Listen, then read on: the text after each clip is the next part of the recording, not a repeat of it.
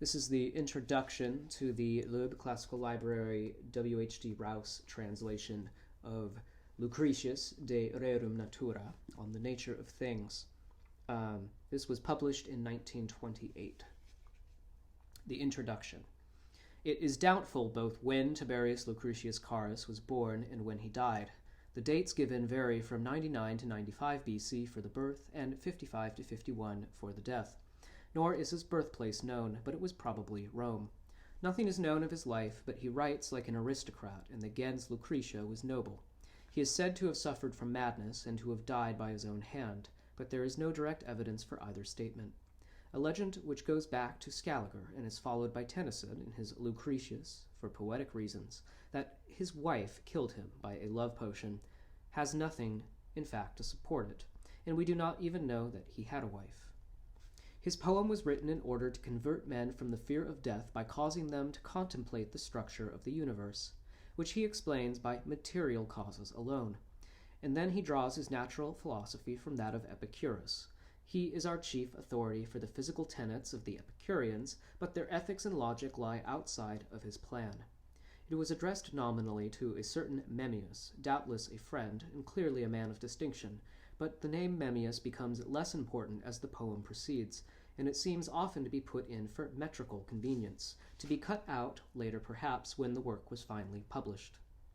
We know nothing of this man, but Lambinus identified him with one Gaius Memmius, who was a governor of Bithynia in 57. If this was he, then he failed to profit by the poet's austere example.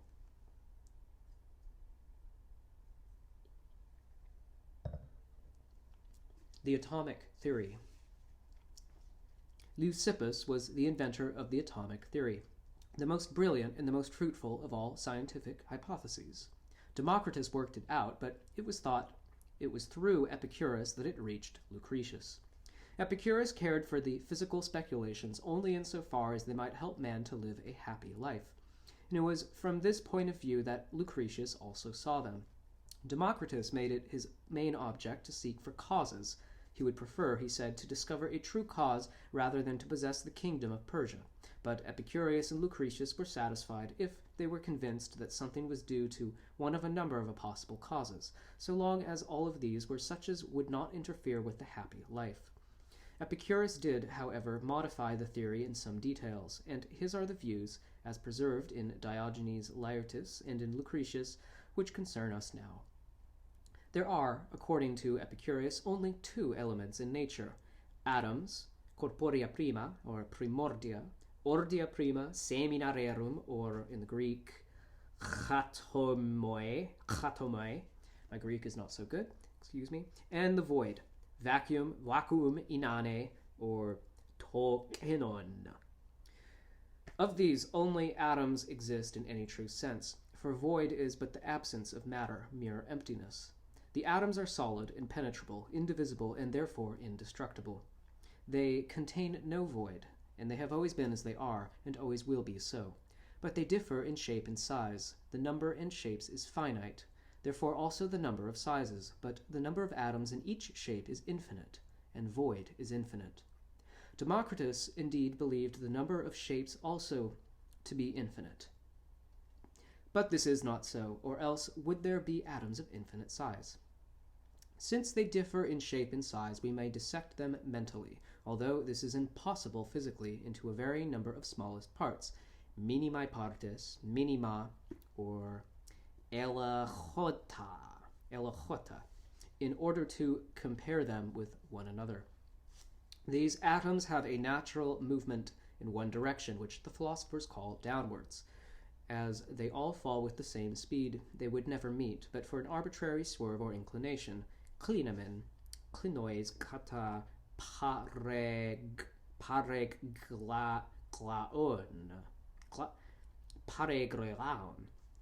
Yeah, don't speak Greek, sorry. Just so much as not to be straight, which takes them at incalculable moments, hence they collide. When they collide, they rebound with equal force, and by degrees a confused motion arises, like the motes in a sunbeam.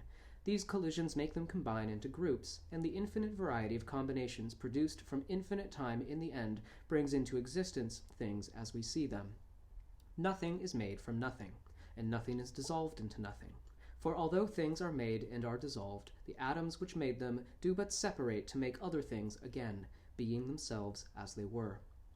Atoms are in perpetual motion, some free and moving through the void, some being held in combination, colliding and leaping back at the small intervals, which vary according to the substance.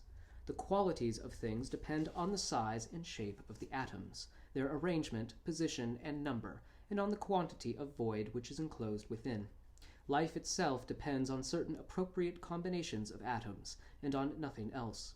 Even man's free will is but the outcome of the atomic swerve. Thus Lucretius held the two laws of physics, that the sum of matter and the sum of energy remains the same. The atomic theory was revived by John Dalton, 1766 to 1844, under the influence of Newton, who was a convinced atomist. Dalton used it to explain his observations on the action of gases, and it became the foundation of modern chemistry. Like Lucretius, Dalton held that the atom is indivisible. He used to say, "Thou knowest thou canst not cut an atom." This belief had only lately been challenged. According to the modern chemical doctrine, matter consisted of 92 elements. At the time this book was written in 1928, 92 elements, of which 2 remain to be discovered. These form a connected series, and are so related in their atomic weights and properties that the position of undiscovered elements in the series may be predicted. The unit of each element or compound is the molecule, which contains a varying number of atoms, usually a small number combined into different arrangements. In each element all the atoms are alike, but the units of different elements are different. So far from being solid, the atom is mostly void space, at the center of which is concentrated the massive but minute nucleus, composed of one or more positive charges of electricity called protons, usually associated with one or more negative charges called electrons. The nucleus bears a net positive charge, and revolving around it at inconceivable speeds and at comparatively great distances are a differing number of electrons, their sum electronically balancing the nuclear charge. Footnote. The expression positive electricity is but a mere term, cloaking total ignorance of the essential character of the structure which the electrical theory of matter attempts to explain. F. Soddy in Matter and Energy.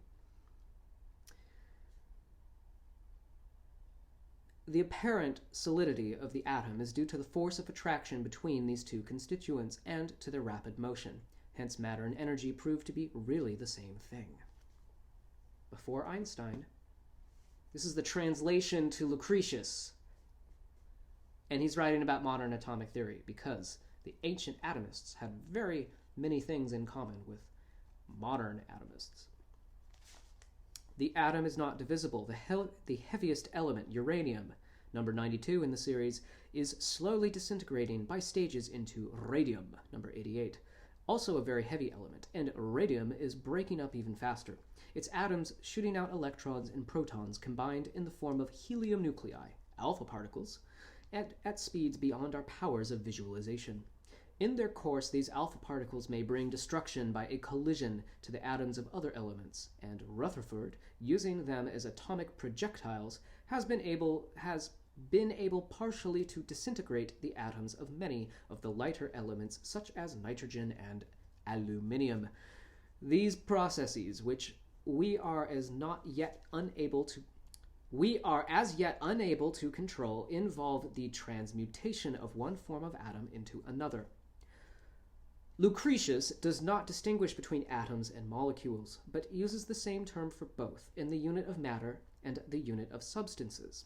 The intermediate stage of the chemical elements, was not known to him, and he speaks in the same terms of the unit of matter, the unit of an element, such as lead, and the unit of a chemical compound, such as water, or a mechanical mixture, such as air, or an organic substance, such as flesh. Life has so far resisted all attempts to analyze it, but the modern materialist is quite as confident as Lucretius was of his own belief, that it will prove in the end to be simply a chemical process. He contents himself with giving it a new name, protoplasm. Life differs. Footnote. Quote, life is merely a name for the sum total of the physiochemical properties of the protoplasm. Some explain protoplasm as an inorganic colloid able to use solar energy, others as formaldehyde generated by lightning flashes through moist air. Others as a cyanogen radical formed in incandescent materials. J. A. Thompson, J. W. Miller, Modern Inorganic Chemistry, published 1917, quoting Charles Kingsley. Fascinating. You don't find statements like that in modern textbooks. I wonder why. Back to, where did the footnote come from? Life has attempted to resist blah blah blah protoplasm. Life differs, however, from chemical processes in being renewed only by division of the substance which contains it, and in the power to attract, to mold, to use matter in a number of different ways. So also the mind is asserted to be a chemical process, although its power to use the living organism is no less mysterious than the power of life to use matter. The very tendency to vary, upon which the theory of evolution depends, appears to be as arbitrary as the Lucretian clinamen, and no materialist system has ever given due weight to these things. To quote a recent textbook on chemistry, everywhere skin deep below our boasted science we are brought up short by mystery impalpable, and by the adamantine walls of transcendental forces and incomprehensible laws. That was J.W. Miller from Modern Inorganic Chemistry. Lord Kelvin further goes forward still when he says, I'm going to drop the accent, sorry. I cannot say that with regard to the origin of life, science neither affirms nor denies creative power. Science positively asserts creative power. Creating and directive power, science compels us to accept as an article of belief. We cannot escape from... I'm still quoting him? Yes, this is still Lord Kelvin. We cannot escape from that when we study the physics and dynamics of living and dead matter all round. Modern biologists are coming once more to a firm acceptance of something, and that is a vital principle.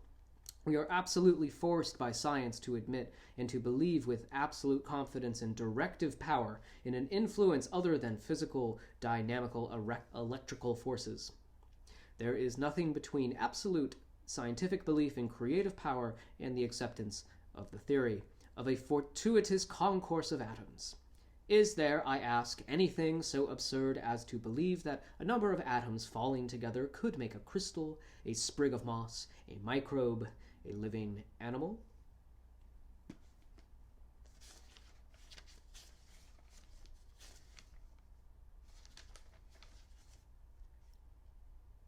Mind and soul. The mind and the soul, for Epicurus, as far as Lucretius, are physical, being composed of very fine particles, a sort of warm air, containing within it the finest essence, as it were the soul of the soul. The soul is diffused through the body and acts upon it. When the mind apprehends a thought, it throws itself, as it were, upon the image or idea of something. The terms used are a bunch of things in Greek. Epibolu,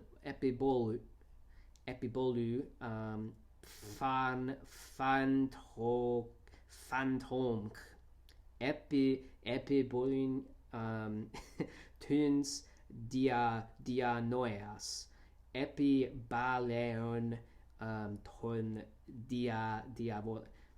In Latin, animi injectus or iactus or animus se incidit.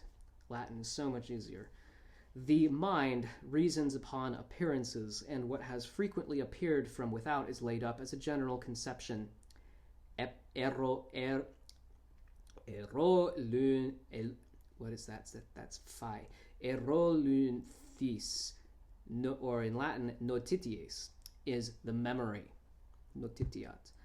The modern materialists, as I have said, regards the mind or soul not as a substance of any kind, but as a chemical process. For the Epicurean, sensation is the only witness to reality, and the senses cannot be deceived, but the inferences we draw from sensation are often wrong. For what is outside our senses, we depend on reason, and the criterion of belief is future. The criterion of belief is future experience, or at least experience not to be contradicted. We need not here discuss the causes of sensation in detail. Everyone knows that heat, light, and sound depend on motion, not the emission of particles, and that vision is not the reception of thin images cast off from things, but it is the effect of light. The gods. Democritus did not deny the existence of gods, but what he believed about them is not clear.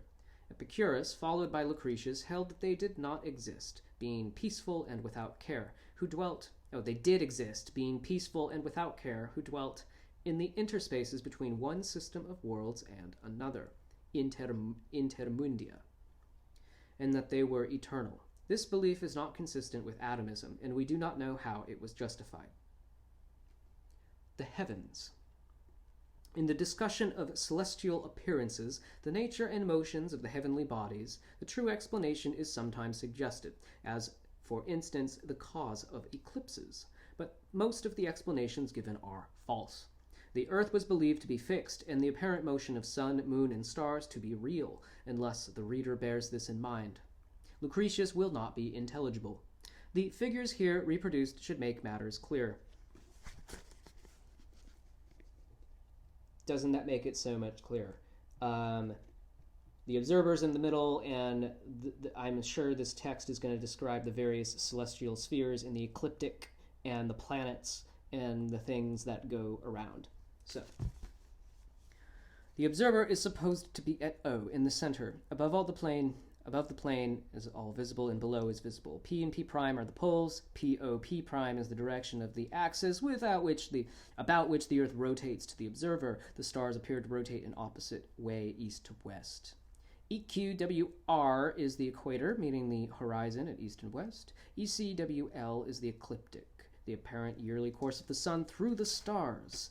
The sun appears to travel contrary to the stars, from west to east in his yearly course. The zodiac is a narrow belt of sky on either side of the ecliptic, divided into 12 equal parts called the signs. The nodes, or equinoxes, are the points where the ecliptic cuts the equator east to west. The solstices are the parts where the sun is farthest from the equator, CL.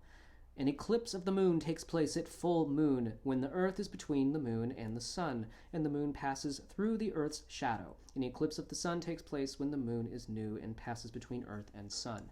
These were not new things, even at the time of Epicurus, even if he is given credit for coming up with them. I'm sure that people longer before him understood how eclipses worked. Okay. Summary of the poem. Book 1, writings on atoms and the void with criticism of other theories. Book 3, that's 1 and 2. Book 3, the soul is material and subject to death. Book 4 is on the senses. Book 5, on the origin of the world and the growth of human society. I'm going to look at that one. Book 6 is on celestial phenomena, natural wonders, and the plague. And there's some stuff about the different manuscripts and the different editions and textual notes. And then there's the preface to the 3rd edition. And then it begins. Wonderfully long, 500-something pages, but half of it is Latin on one side, and the other half is the English translation. So it's wonderful to read, and that's going to be my next project. I just wanted to share the introduction in this video. It's quite a mouthful trying to read that tiny text on that page and speak it in a way that hopefully can be heard and understood. So I'm going to keep trying. Be well.